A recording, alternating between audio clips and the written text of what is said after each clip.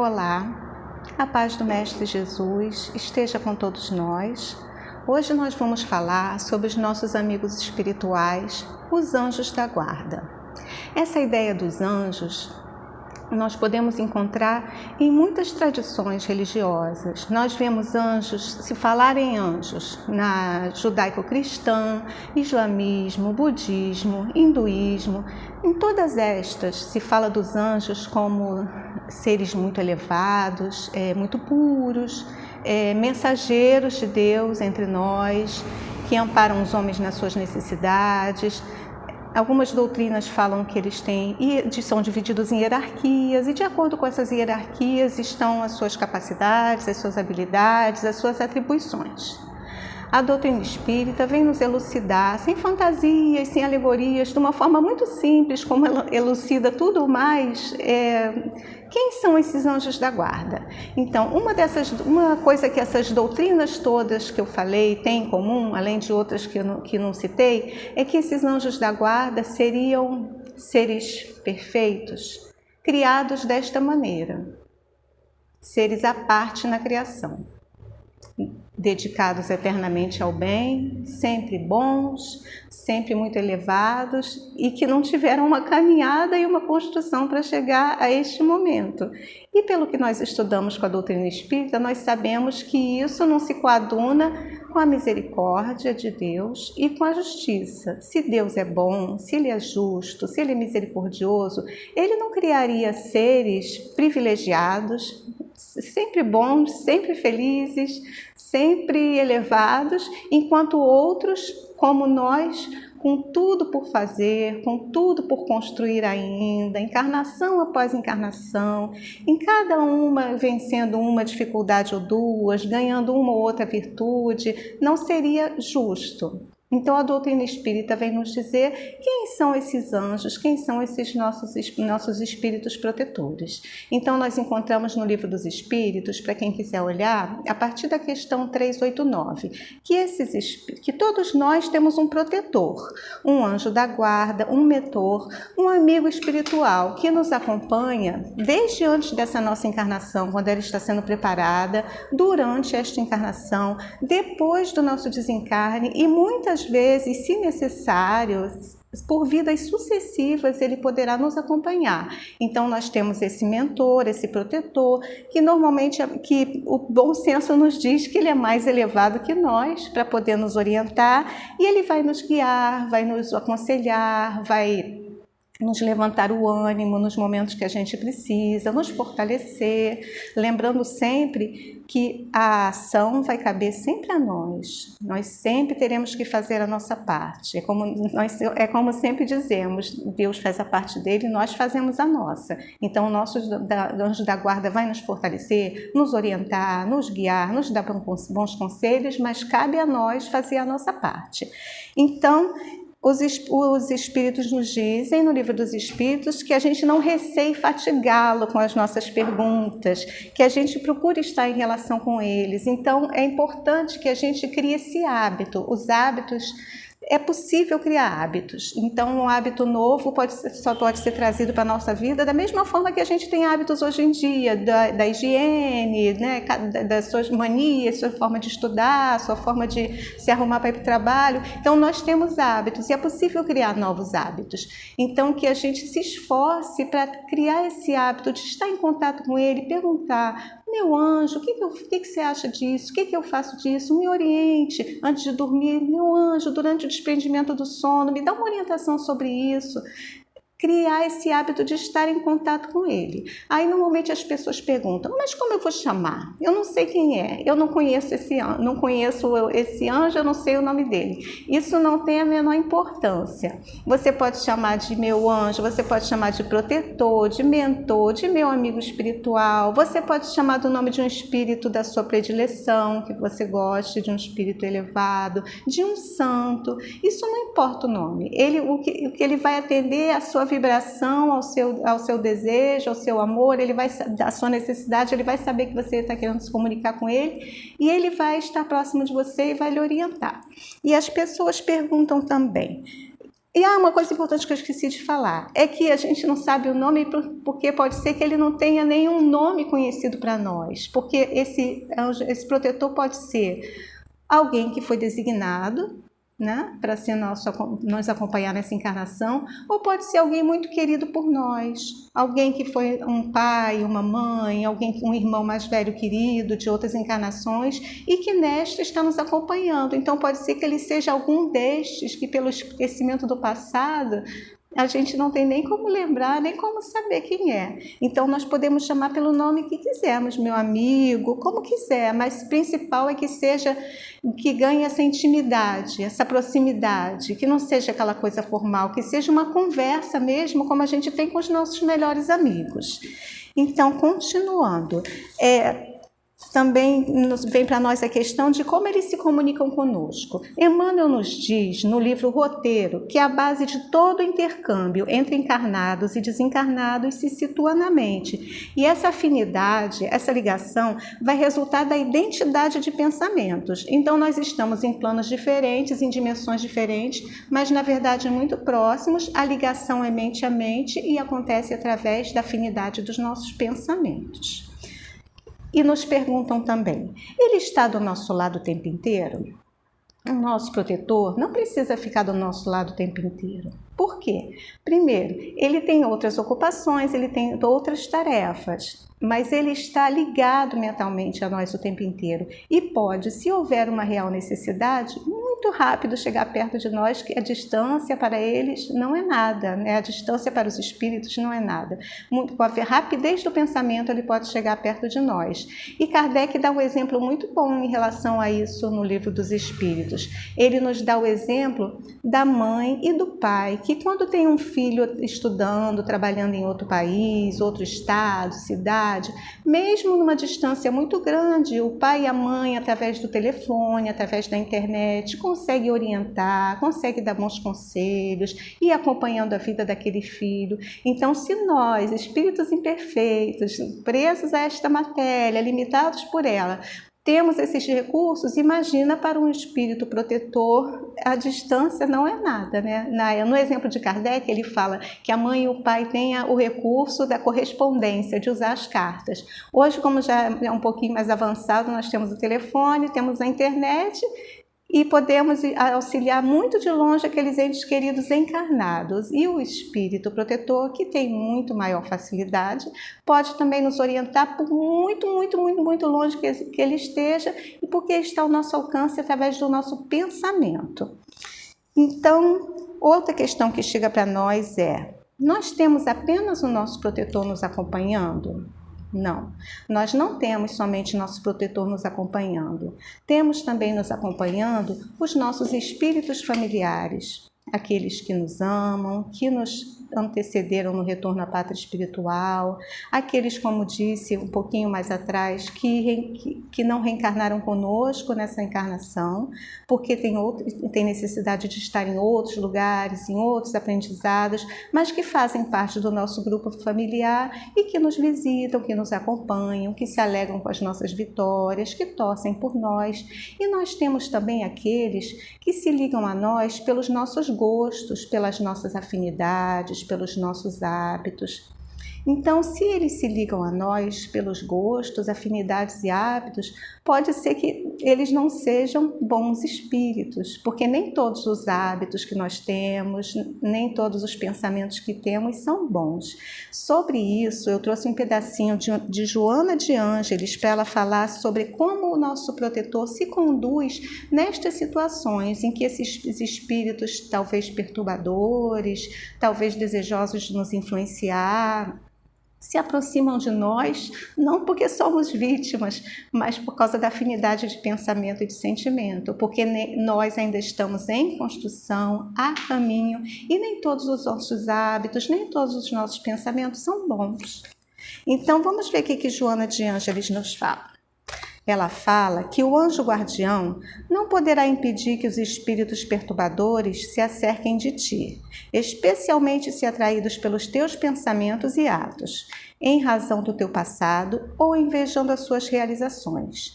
Todavia, te induzirão ao amor, a fim de que te eleves e os ajudes, afastando-os do mal em que se comprazem. Então, nestes momentos, ele vai afastar esse espírito de nós? Não vai afastar, porque fomos nós que o atraímos com os nossos atos e nós temos responsabilidade pela nossa conduta, pelo nosso pensamento, pelos nossos hábitos, mas ele vai nos intuir, ele vai buscar nos ajudar para que nós consigamos mudar a nossa faixa vibratória, para que a gente consiga ganhar consciência e aos poucos ir vencendo nossas dificuldades e assim nos ajudar nessa afinidade que a gente constrói às vezes que não é boa. E também ajudar esses espíritos que vão estar ali, estão vendo que nós estamos tentando melhorar, que nós estamos ouvindo um bom conselho, então também vamos ser um bom exemplo para eles. Mas lembrando sempre, isso é muito importante a gente lembrar, que cabe uma ação a nós, porque existem muitas doutrinas em que basta você aceitar uma determinada verdade ou se comportar de uma determinada forma, isso basta. Isso não faz sentido.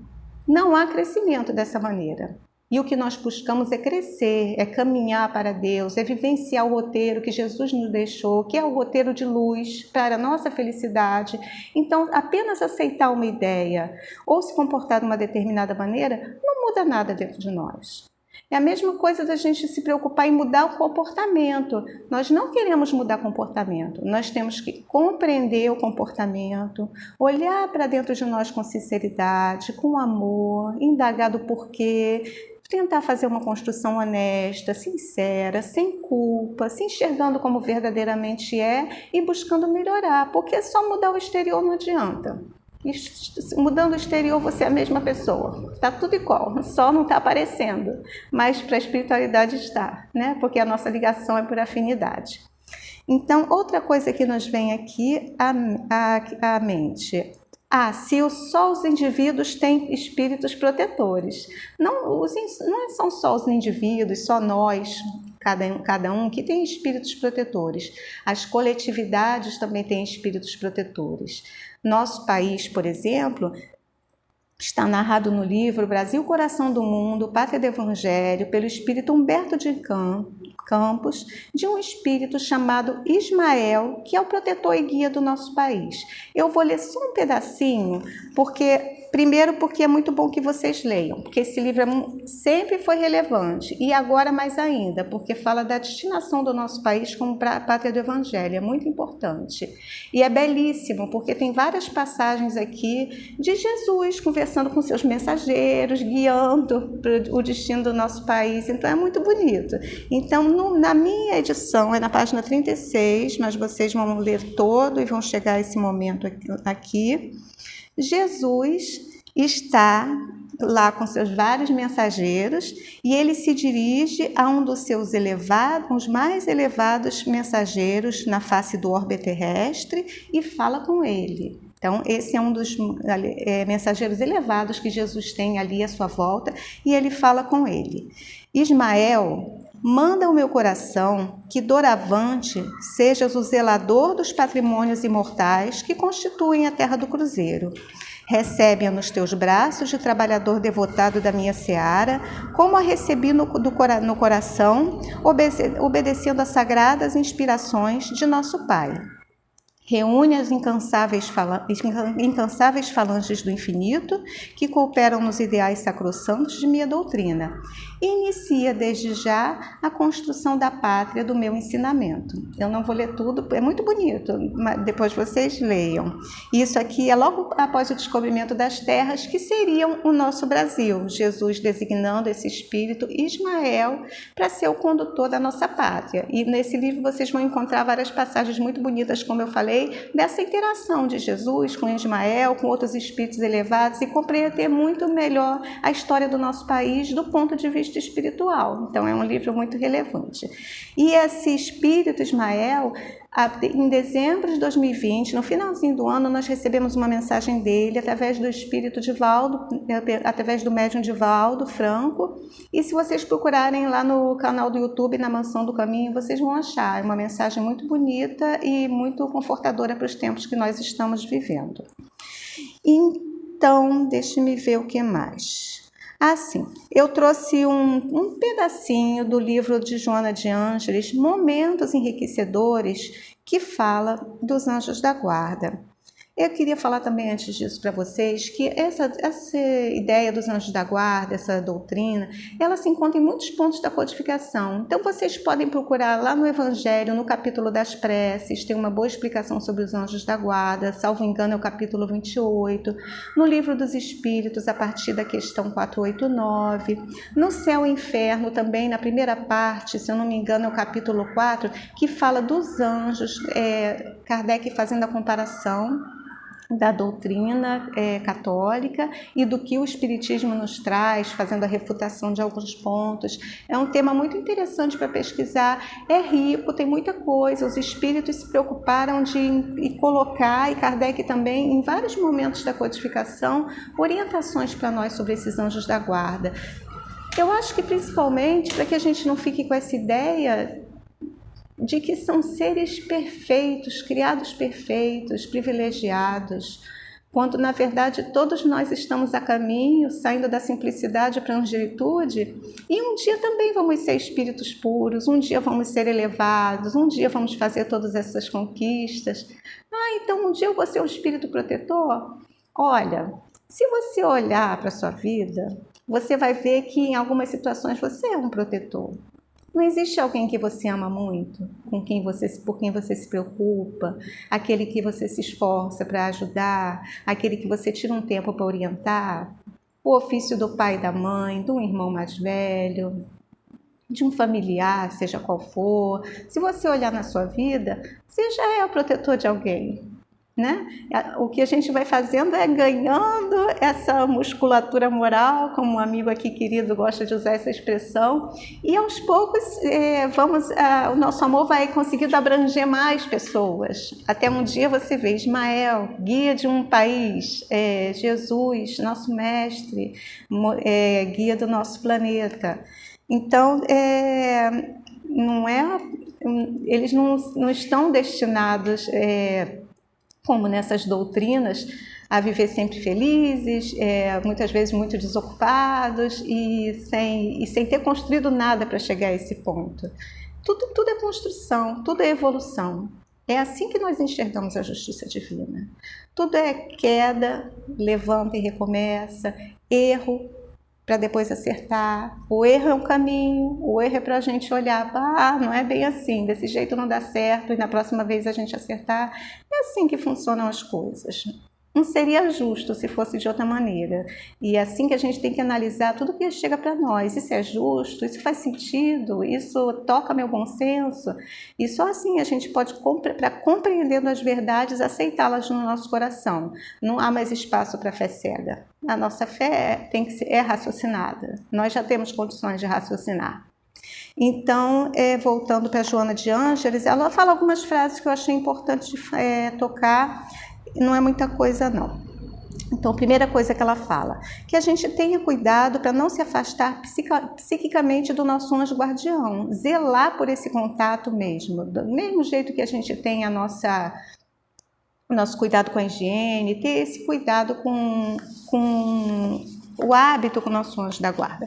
Esse livrinho aqui, que eu gosto muito, Vivência Mediúnica, é um livro do projeto Manuel Filomeno de Miranda, que os médiuns estudam, é um projeto voltado para a mediunidade, para o passe, e tem um pedacinho aqui que eles falam do anjo da guarda no seguinte sentido, falando da mediunidade, que nem todos têm uma mediunidade ostensiva para receber uma psicografia, psicofonia e etc., mas que existe um campo de sintonia que é o nosso pão espiritual, é o contato com os nossos anjos guardiães no dia a dia da vida. E esse aspecto faz com que onde todos nós somos médiuns, todos nós temos esse campo de sintonia onde a gente pode receber orientações do nosso anjo da guarda. E ele chama esse contato de nosso pão espiritual, de nossa nutrição diária. Tão importante que é para nós. Né? Às vezes a gente não se dá conta do quanto é importante, dos recursos que a gente tem à nossa disposição e a gente muitas vezes não aproveita como deveria. Então ela fala que ele jamais se aparta do seu protegido, mas que pode se afastar quando vê que seus conselhos são inúteis, então ele vai deixar que a gente aja como quer, mas ele vai estar sempre disponível quando nós entrarmos em contato com ele, mas nós às vezes o afastamos com os nossos atos. Quando erres e experimentes a solidão, ela fala, refaz o passo e busca pelo pensamento, busca em oração o seu anjo. E nos momentos de êxito a gente deve lembrar feliz do nosso protetor e sempre se preservar do orgulho de que nós construímos o nosso êxito sozinhos, porque ninguém faz nada sozinho. Então, sempre agradecer aos nossos protetores nos momentos que a gente consegue uma vitória, que a gente consegue um êxito. Na enfermidade, buscá-lo também, buscando bom ânimo e equilíbrio. E na saúde, manter esse intercâmbio e usar as forças da sua saúde para fazer o bem. Ela fala, o seu anjo da guarda é teu mestre e amigo mais próximo, emana-te a ele. Entre eles, os anjos guardiães e Deus, encontra-se Jesus, o guia perfeito da humanidade. Medita nas suas lições, busca-lhe seguir as diretrizes, a fim de que teu anjo guardião te conduza ao aprisco que Jesus levará ao Pai amoroso. Então, nós ouvimos um pouco sobre os anjos da guarda, a forma de como se comunicar com ele, quem são, tirando um pouco dessa fantasia que a gente encontra em outras doutrinas e vendo de uma forma muito simples e verdadeira quem são esses amigos. E diante de tudo isso, nós só podemos chegar à conclusão que naqueles momentos em que a gente se achava sozinho, na verdade não nos encontravam sozinhos. Naquela noite insone que todos temos, naquele momento de desapontamento, naquele momento em que nos sentíamos perdidos, havia alguém ao alcance do nosso pensamento, aguardando muitas vezes ali que a gente se voltasse na sua direção com o pensamento, com o coração, aguardando muitas vezes que a gente adormecesse, nos ajudando a adormecer, para que pudesse nos orientar de uma forma mais efetiva durante o sono. Então, que possamos estar sempre em contato com Ele, porque como nos diz o Evangelho, uma coisa que nós sempre vamos receber através da prece é a paciência, a coragem e a resignação. E para quem já passou pelas lutas da vida sem estas virtudes, faz toda a diferença do mundo enfrentar as situações que nós precisamos enfrentar, que são para a nossa melhoria, com paciência, com coragem e resignação. Então, que a paz do Mestre Jesus esteja com todos nós e que possamos estar sempre em contato com esses bons protetores que nos acompanham. Muito obrigada.